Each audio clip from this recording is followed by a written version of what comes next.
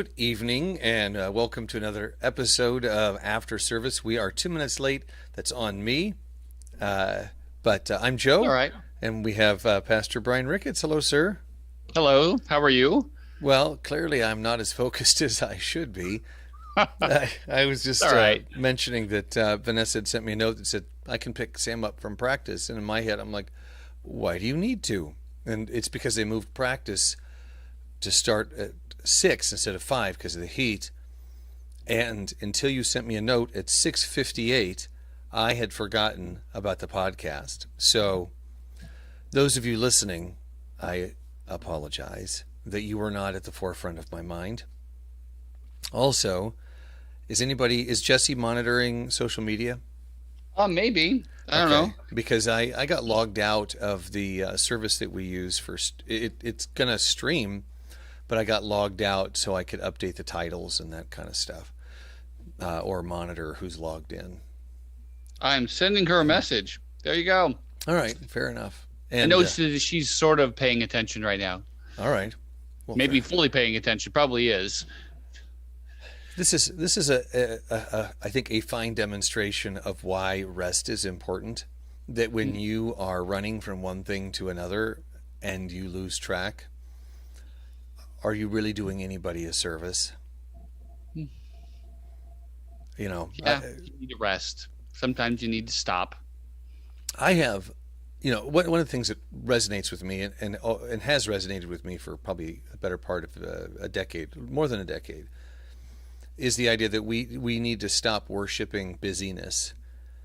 That is a society, that's something that we do way too much of, and and I have to try to reconcile that with the idea that is that an excuse for being lazy? Because that's kind of how it's reflected back. Oh, you're just saying that because you're lazy, or at least that's it's a bit of my internal dialogue on that kind of stuff. How does that kind of stuff hit you? We didn't even give people the elevator speech. I just jumped right in because it's something that really resonates with me. Well, the elevator speech is simply that Jesus asked the disciples more than that. Told them we're going to go take a break.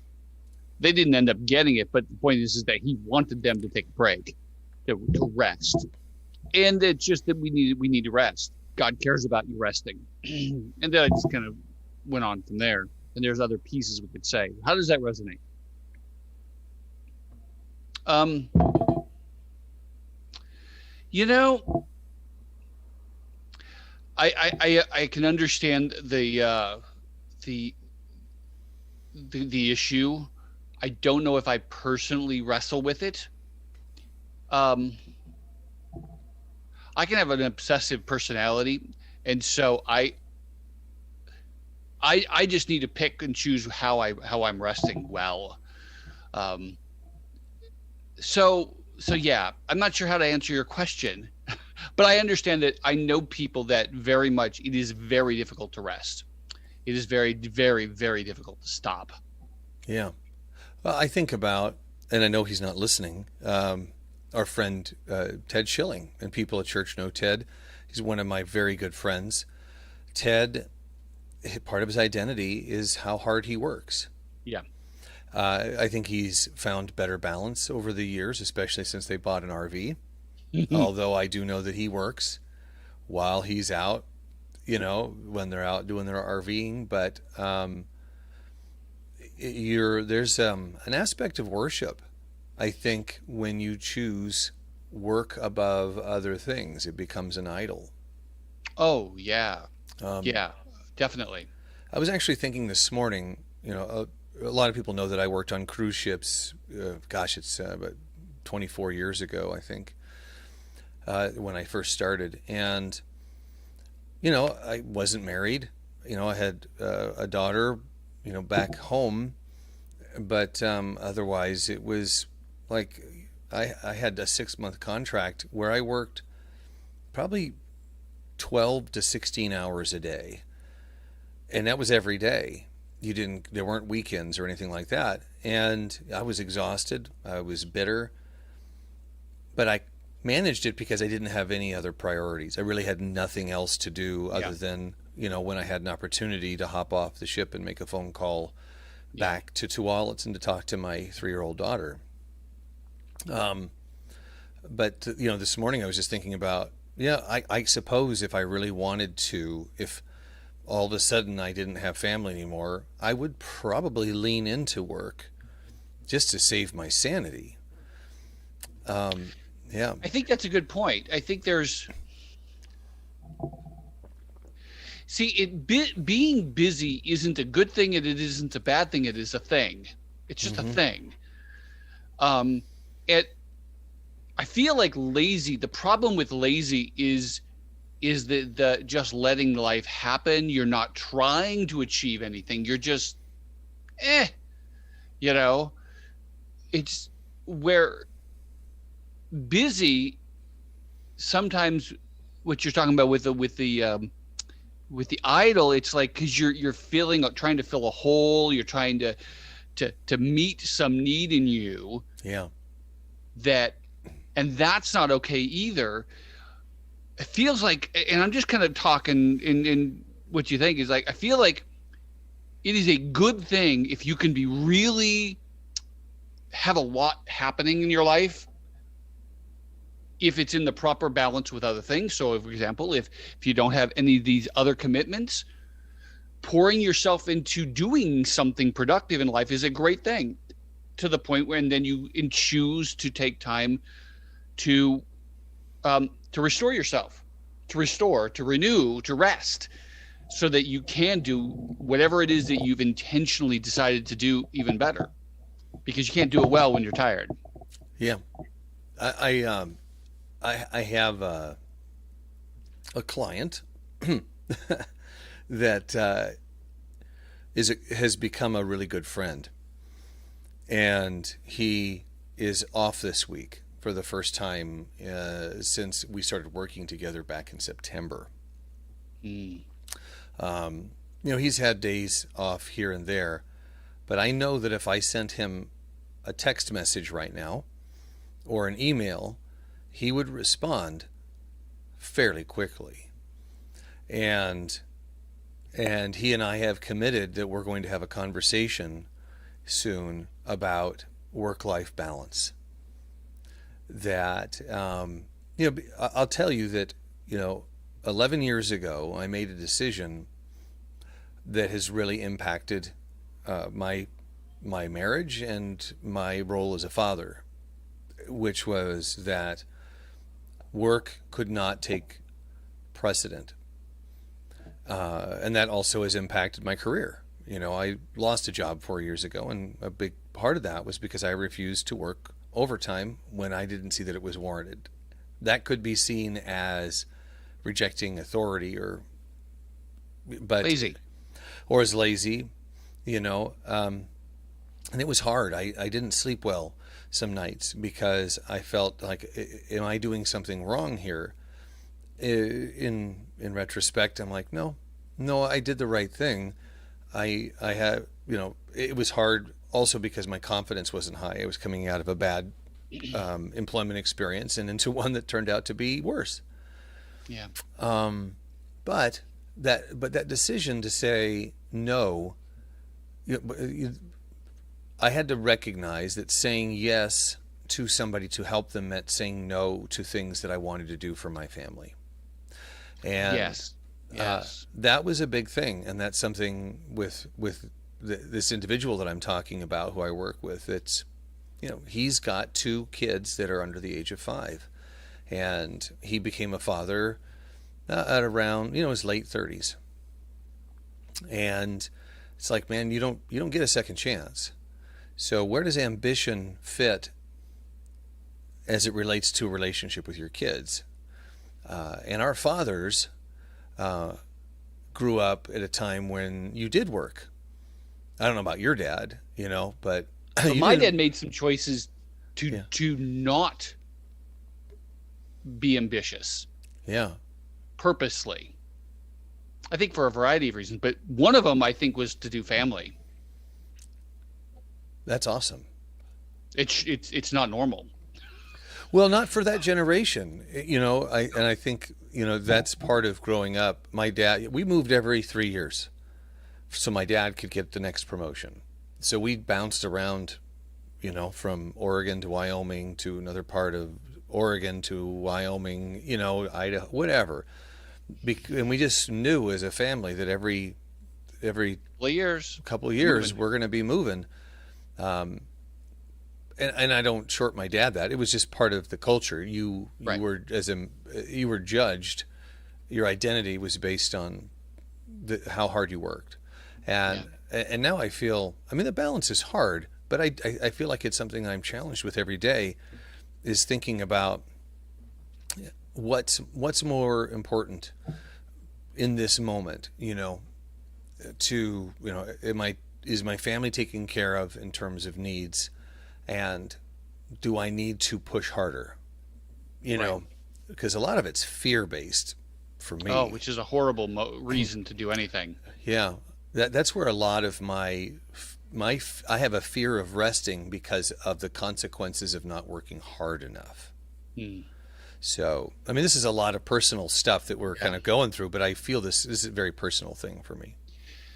Two thoughts I had. One is that you said it, but I want to highlight it again because it's a phrase that that I remember. I don't remember when I first heard it, but every yes is a no, every Hmm. no is a yes. So whenever you say yes to something like answering a text, you're saying no to something else, and that is 100% of the time. Always, you're always going to say no to something because you can't. It's got to be taken from somewhere. So for people who are listening, you need to realize if you're saying yes to like doing this podcast, you're saying no to doing something else, or vice versa. And so, where you say yes to something, what are you trying to decide what it is that you're saying no to? And then the other part, the word that keeps coming to my mind is intentionality. Really thinking, what do you do? What do you want to do?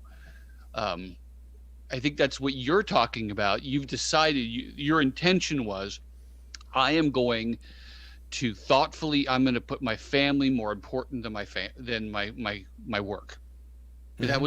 You had to think about that, didn't you? You had to you had to have a clear, conscious decision. This is how I'm going to prioritize my life. Yeah. Well, and it's a decision you make in a moment and you continue And then to make, right? over and over and over and over. We call it, trapping the thought. That there's a point where somebody asks, "Can you help with this?"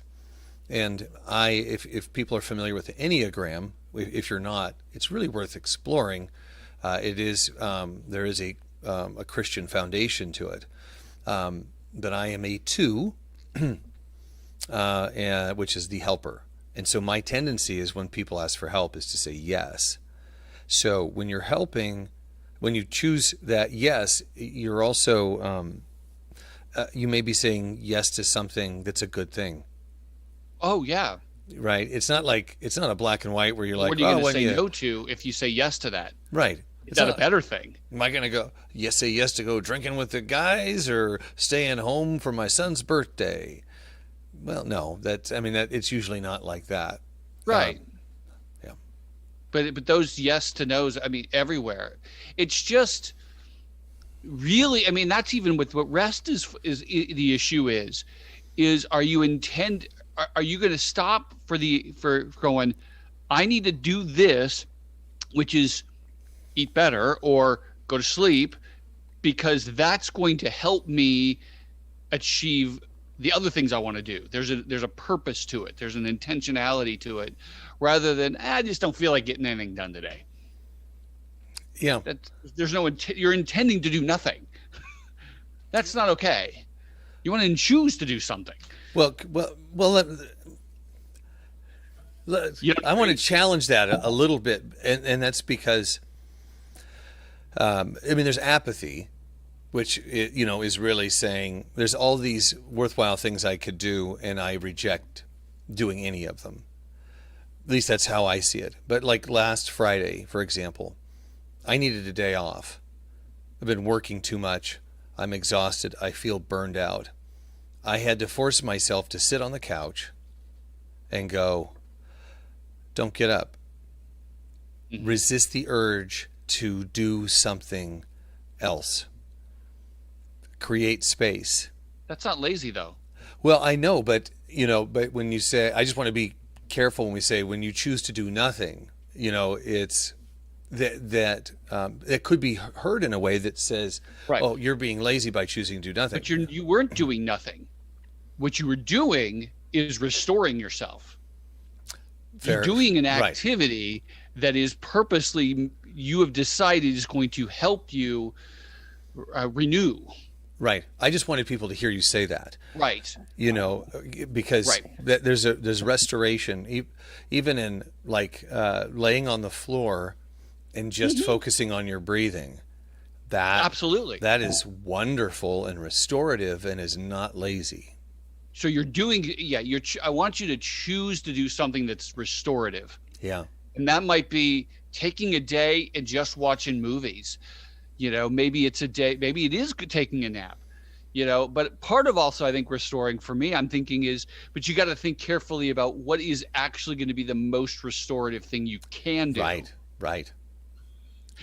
That's tricky. Maybe movies isn't going to be the most restorative thing you could do. Maybe going for a walk would be better.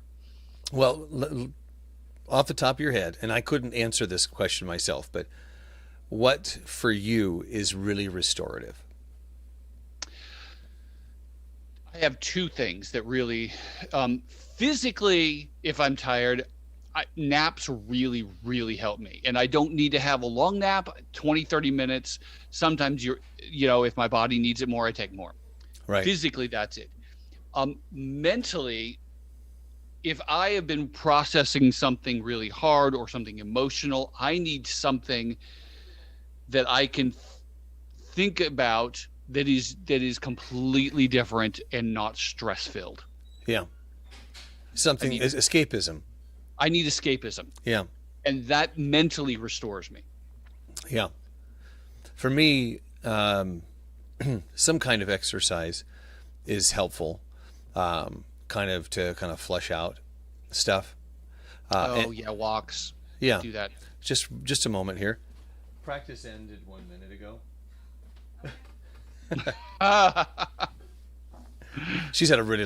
Vanessa had a really long day. She had 7 sessions today, and which sometimes you have to push it to where you're tired, like this. Yeah. That's okay. It happens.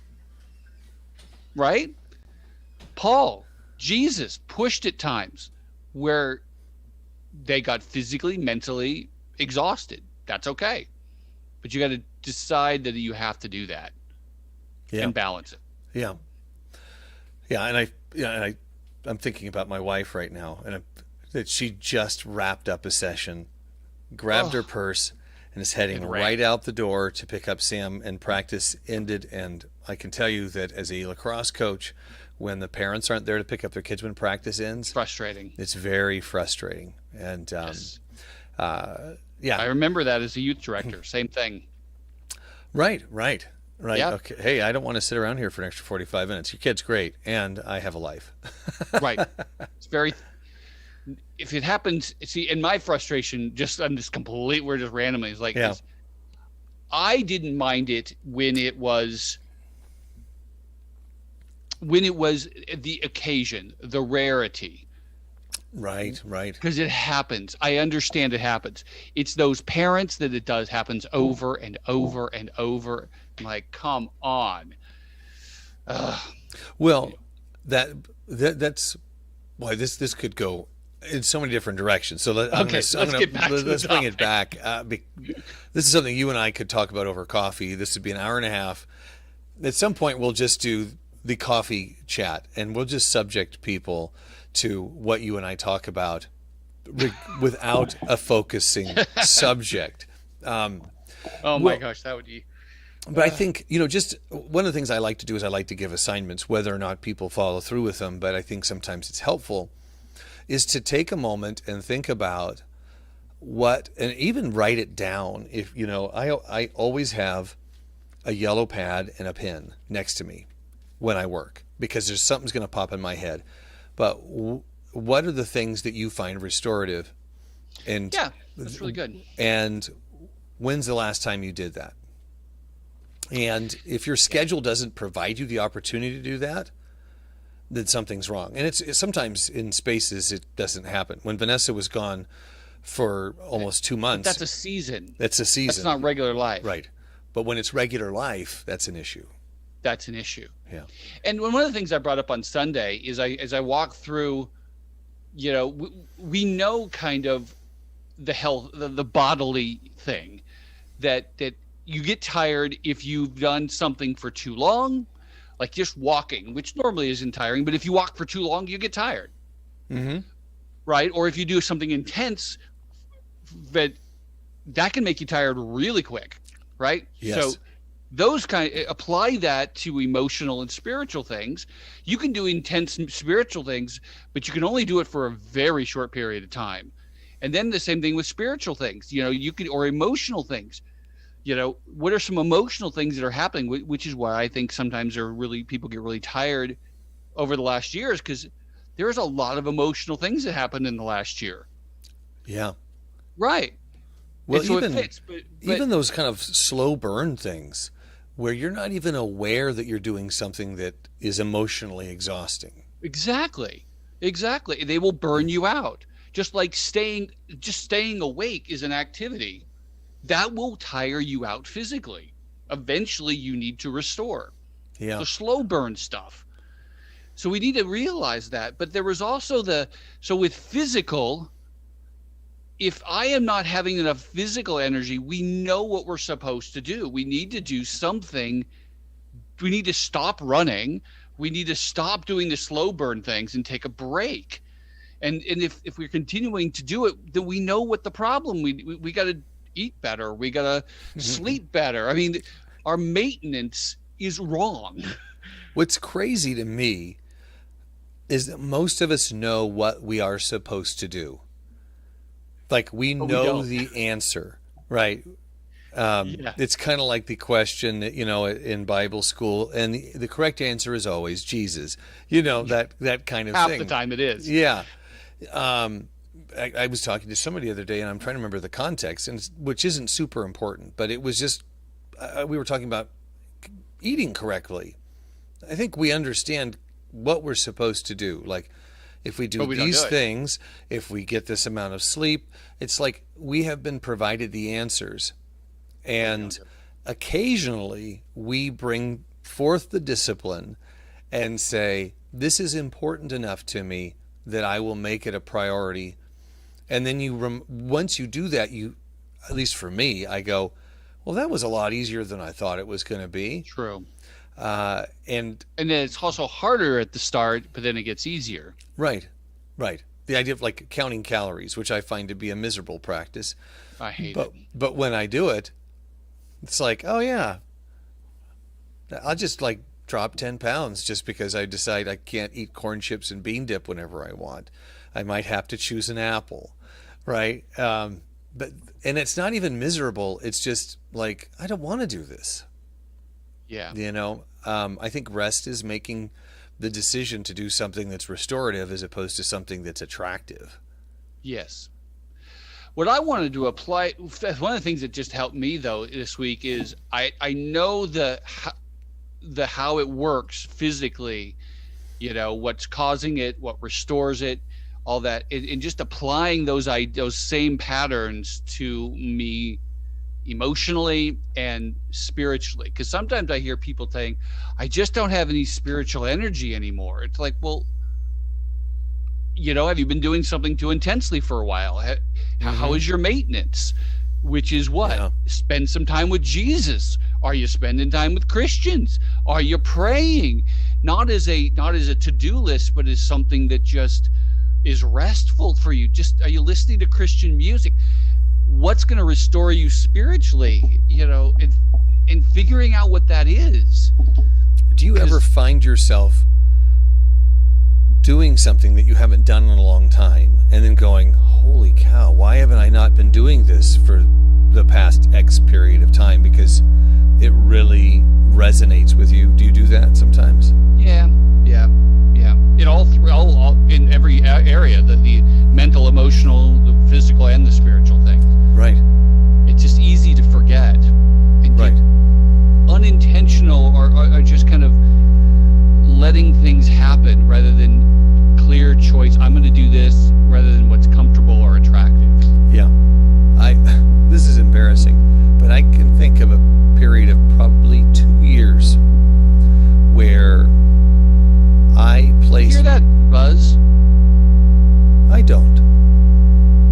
Jesse, do you hear the buzz?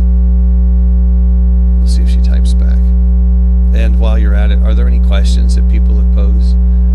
And of course, if she doesn't respond, it means that she gave up on the podcast and she went on with life. Okay, well, we'll ignore it because nobody else hears it besides me. All right, well. Okay, so there was a time where I chose to play Plants vs. Zombies 2 for a good 45 minutes a day, the first part of the day. I would wake up at 4:45 in the morning.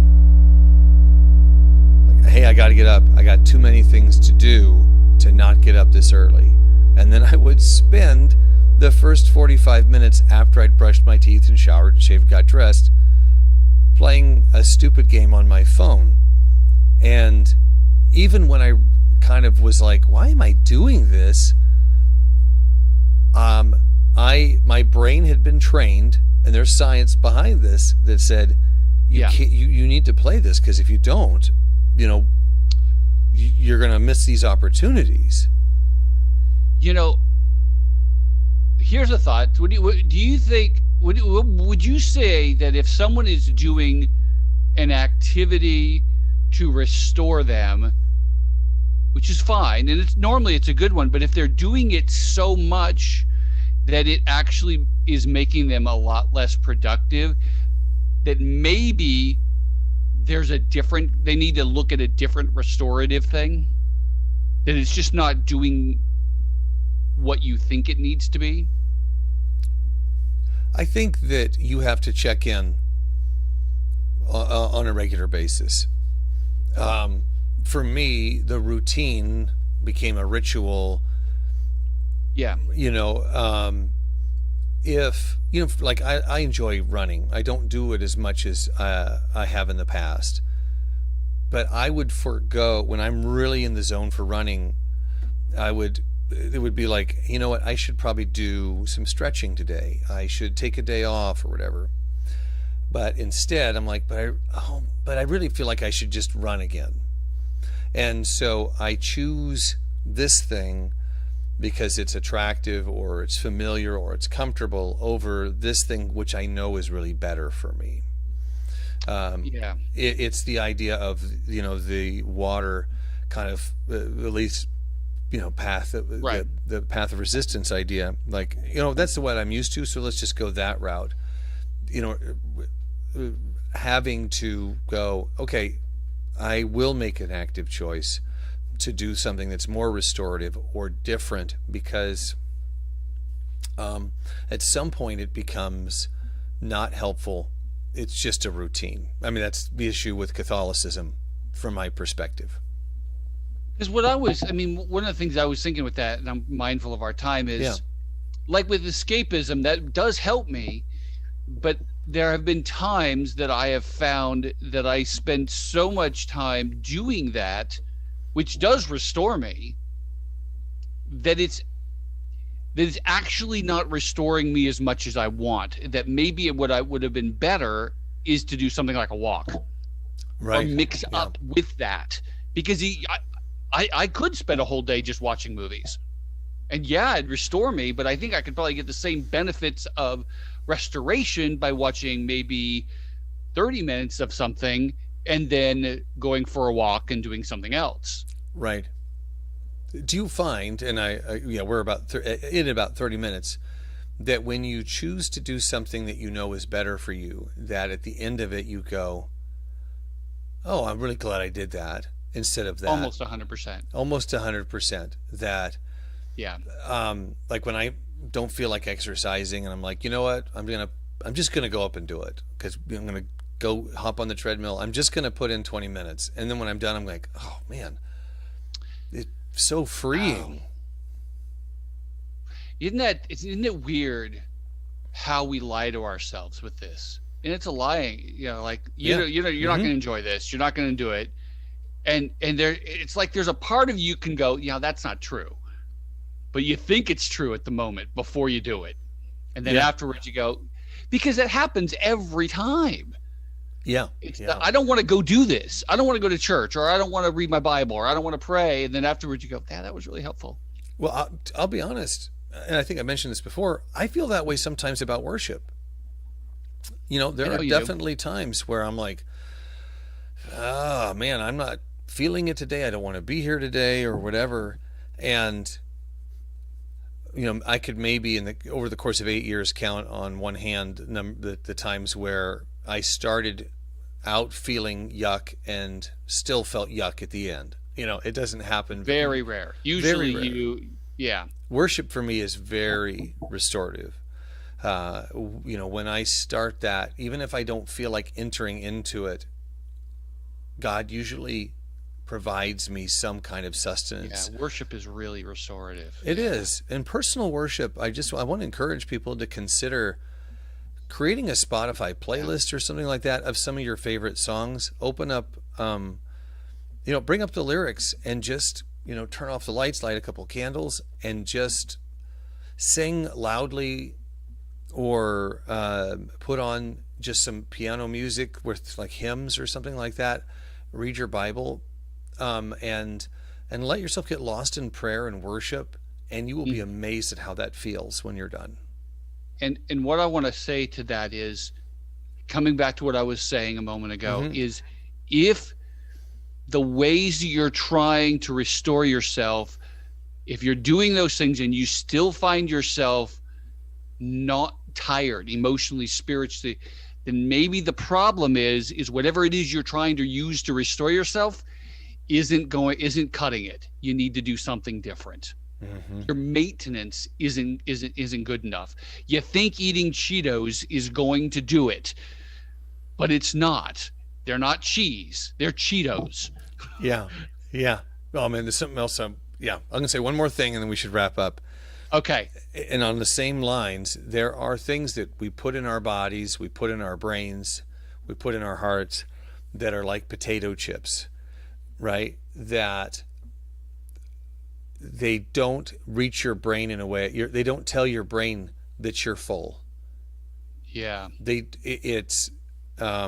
And there are activities that we can do, spiritual, physical, emotional activities that feel good in that moment. Potato chips taste good in that moment, but your brain, this is restorative. But your brain never gets the message, I'm full, you never really I'm get sated. restored. It's never there. And so going back to what your point, if the activities that you are choosing to bring rest or restoration aren't effective, then maybe those are potato chip activities. Yep. Yeah.